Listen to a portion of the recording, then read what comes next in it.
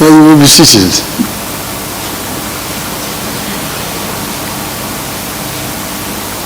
The organizers of the conference, distinguished guests, all protocols observed, ladies and gentlemen, good morning. I am very delighted to have an opportunity to come and join you here this morning.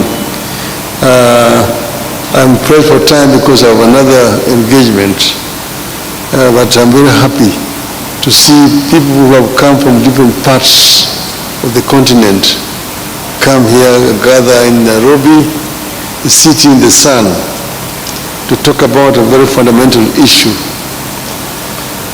Let me take this opportunity to thank the organizers of this meeting,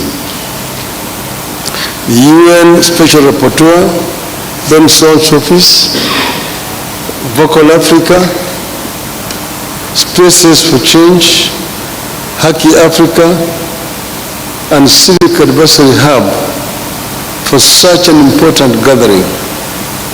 At this gathering, I'm reminded of the profound responsibility that we carry as leaders and representatives of our beloved continent. As a continent, Africa is brimming with diversity, rich culture, and boundless potential. We want to add here that Africa is the richest continent on the planet Earth as far as the resources are concerned. It's a paradox. The richest is also the poorest when it comes to the living conditions of the people and also the issues of human rights.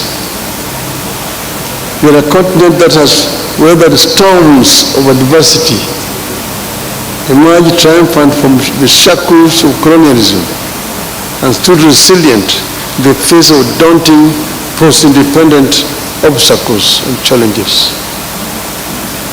Despite our resilience, we continue to grapple with the persistent threats of terrorism and the imperative of upholding human rights for all our citizens. Terrorism, in its many forms, seeks to destabilize our nations, undermine our democratic institutions, and sow seeds of fear and division among our people. It preys on the vulnerable, exploits the marginalized, and seeks to extinguish the flame of hope that burns within every African heart. But let us be clear. Terrorism shall find no sanctuary on our shores, and we shall not falter in our resolve to combat this scourge with every fiber of our being. However, in our unwavering pursuit of security and stability, we must never lose sight of the fundamental principles that define our humanity. Human rights are not negotiable. They are the cornerstone upon which our societies are built and the bedrock upon which our collective features rest. We cannot and must not sacrifice the rights and dignity of our people at the altar of security.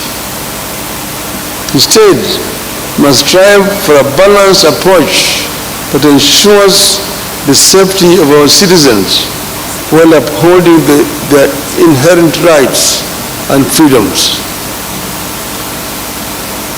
As I seek to become the chair of the African Union, given the opportunity, I pledge to lead with integrity, compassion, and a steadfast commitment to advancing the twin objectives of human rights and counterterrorism.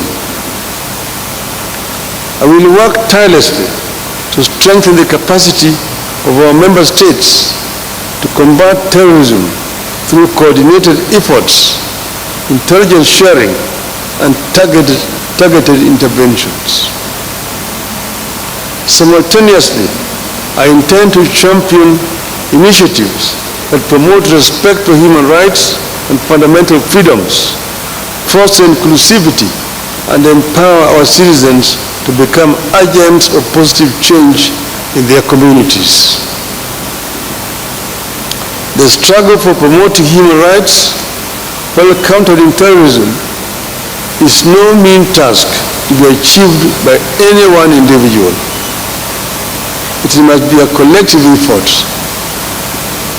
I call upon each and every one of you, representatives of civil society organizations from across the continent, to join hands with the UN, states, the AU, and all of us in this noble endeavor.